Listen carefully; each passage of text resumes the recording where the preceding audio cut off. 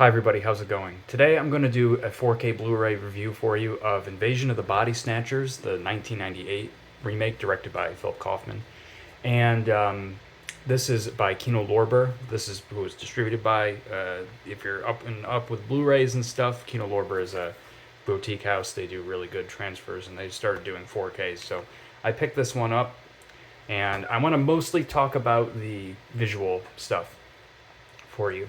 I've never seen this film. The, I've said it before, I'm a huge horror fan, but there's a lot of stuff that I just haven't seen. Like, I just recently saw Rosemary's Baby for the first time, and it was amazing. But I just haven't seen some stuff. This is more of like a science fiction kind of body horror film, I would say. But it was kind of frightening at times. I would definitely categorize it as a horror. It really felt like almost like John Carpenter style stuff at times. Everything from the visuals to the music, the synth score, but this also had some beautiful orchestral music in it. The only other Kaufman film I've seen is The Right Stuff, which is a great movie. Very different than this, but yeah, was absolutely wonderful. I was very surprised by this. I expected a good movie. I expected a fun late 70s sci-fi thing, kind of like The Thing. Just that style of pretty good classic film. This exceeded my expectations. It was wow. It was really good, mostly because of the acting of Donald Sutherland. Wow, it was really good. His acting was phenomenal. I love when they let actors talk over each other. There's a semi sort of improvisatory nature to their delivery. It gives a realistic sort of feel to the movie. It doesn't work with everything, but they let them do that in this, and it was just yeah, I really liked it. This was really, really good. Wow, yeah, good movie. But let's talk about the visuals, okay? Now, in terms of audio, there's a DTS 5.1 mix, and then there's, I believe, a stereo mix. I don't have the sound to review this stuff for you. I'm sorry, I just don't. I don't have a surround sound system in my, living room where my TV is. So that's unfortunately a part of films that I'm always missing out on. But maybe someday. I just can't do it right now. I have a sound bar right now, which I know is heresy to a lot of home theater enthusiasts. It's better than TV speakers. It's the best I can do right now. I have that and a subwoofer, and it makes for a pretty commendable experience. Not as good as having Atmos or anything, but it's certainly better than having the TV speakers, trust me. Especially when that sub kicks in, it's really good. But yeah, so that's that with the audio. With the visuals, I have to tell you, this is one of the best 4K discs I've seen. I went in expecting just another, I haven't seen really too many bad 4K discs. I know they're out there, but I just haven't seen too many. So I was like just expecting a run-of-the-mill 4K, and this would just absolutely blew me away. It really did. So with 4K, I feel like you get two sides of a coin with what you're going to get and what you can get. And you have that, on one hand, one side of the coin, you have a very ultra crisp, detailed picture, right? So I normally associate that with like things that are shot recently or digital sort of things. If you were to think of like Planet Earth 2, right? That's shot digitally, and I think and some stuff on film, but I think mostly digitally, but regardless, the picture quality in that is just, it's freakishly clear, right? It's so crystal clear on your screen. And then you have the other side of the coin, which tends to be older films that, while can certainly look vastly better than the Blu-ray, the 1080p scan, they mostly benefit from an added color palette of HDR. And I've often said that HDR can be what really makes a film sometimes. It can be the selling point of 4K. This is one where that is definitely the case. So there were times in this Blu-ray, this 4K disc, where it looked really clear, like definitely 4K. It was very, very clear. But then there were times where I don't think I've never seen the Blu-ray, but there were times where it didn't really look that much clearer, much more fidelity than a standard 1080p Blu-ray. And I think actually that's okay. For one, being that it's film, and yes, it's shot originally with a lot of detail at a high resolution, but I think it's okay to not always have a crystal clear image for some older films, and it in some ways mars the experience. Like, this movie is very gritty and Has like just a gritty feel to it, and that the fact that it's not always super clear, I think actually adds to the character of the film. So I'm okay with the fact that it wasn't always crystal clear. I don't want you to think that this was like a shitty 4K transfer. It was really good, but just if you're someone that just all you care about is visual fidelity, just be aware that there are times when this is not the best of the best. But the color palette, the HDR, I think was the best I've seen in terms of like film restorations. I mentioned a couple months ago I watched Hook, which might have not been again the clearest picture, but the HDR was outstanding. And then that one, the HDR was outstanding because of the bright lights. And with HDR, we're kind of going down the rabbit hole here, but with HDR, I find you have two things. You have extremely bright lights and flashes and things that are luminescent, and then you just have realistic colors that you just don't get on a Blu-ray.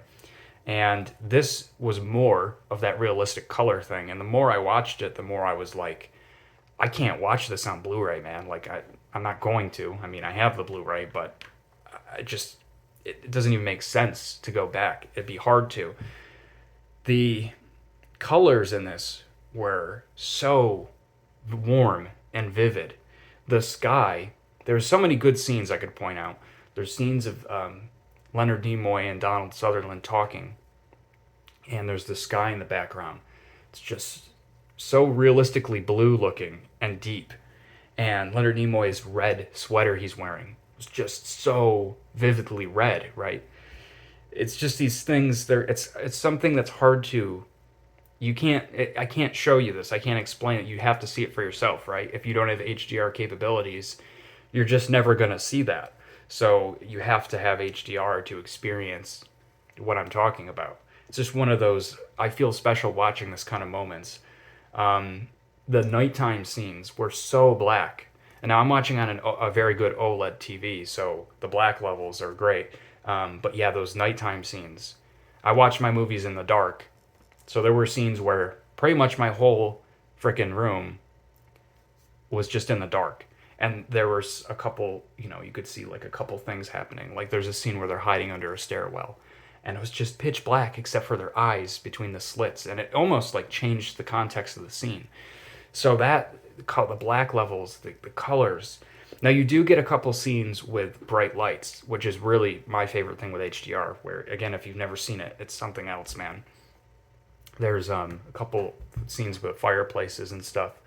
The big ones were when they were walking down the street, kind of like the main street, and there were all these theaters and shops with bright lit up marquees and everything. And it just was like blinding, it looked so good. The colors of these marquees and their neon signs were just so, bright red and white and orange and pink. That stuff looked like it was shot yesterday. That HDR was outstanding. But the rest of the movie just had great HDR throughout. The colors were great. A lot of times, and this is the late 70s, houses were painted. Colors were much more simple, I think, back then. But the color palettes are more simple. Yellowish, greenish walls, things like that just really come across to you. You see color more. You think of it more. And I think when you get a movie that has such an outstanding color palette that is shown to you with HDR such as this, it almost makes me think about, films being made with a color palette in mind. Most films are, they decide what the color palette for the film is going to be. And just like books can, they use color, in a visual way to represent certain things. But I think a lot of times when I watch SDR content, I might notice that, but I don't even really think about it. I just kind of watch the movie. But it's when I watch stuff like this that I go, oh yeah, the color palette's a really important thing in a movie that I don't really think about too often. This is a great example. The HDR was probably the best I've seen. Now I know that there are some really good 4Ks like 2001: A Space Odyssey.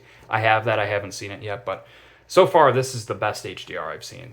Hook still, I think, had more of that bright light stuff because there's a lot of water and there was a lot of sparks and things like that.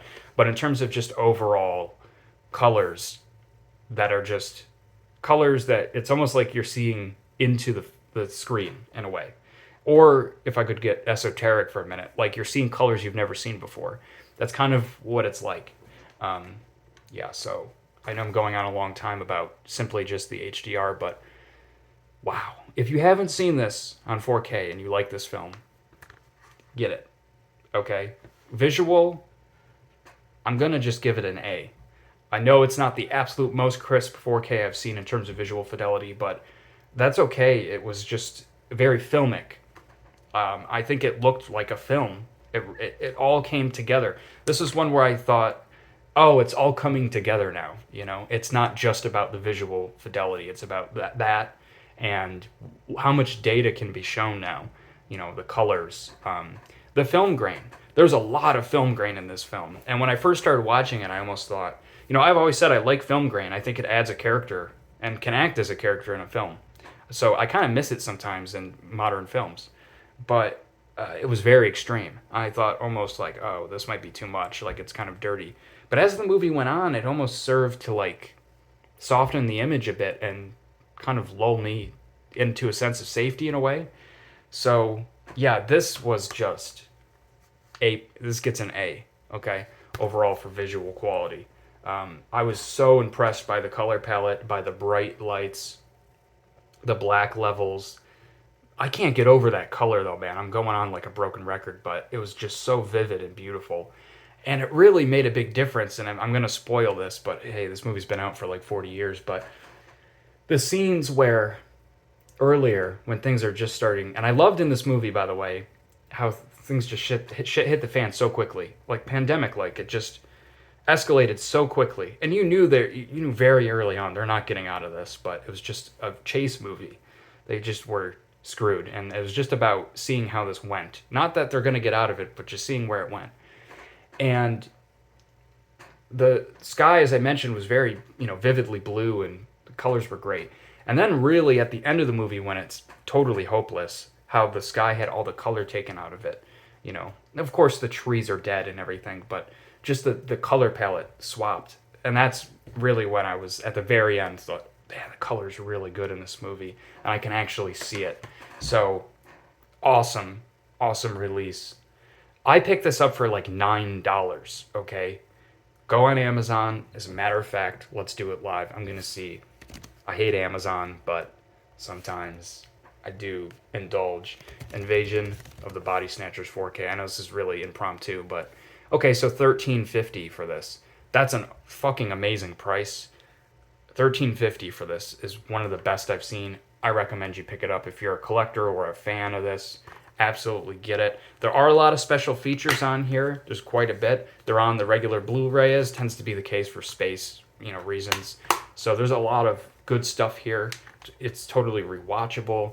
Man, I'm glad to have this. Kino Lorber's doing great stuff. I don't know if Kino does their own transfers. If you're a Blu-ray fan, let me know. I don't know if they're just a distribution house or they're actually doing their transfers. I know that they did, God, what's the movie? One of my favorite movies whose name escapes me. Silence of the Lambs, which also was fantastic, and I have that one too. So yeah, that's it. I'll be back with more. Everybody take care and have a great day. Be safe. Be healthy. Peace out.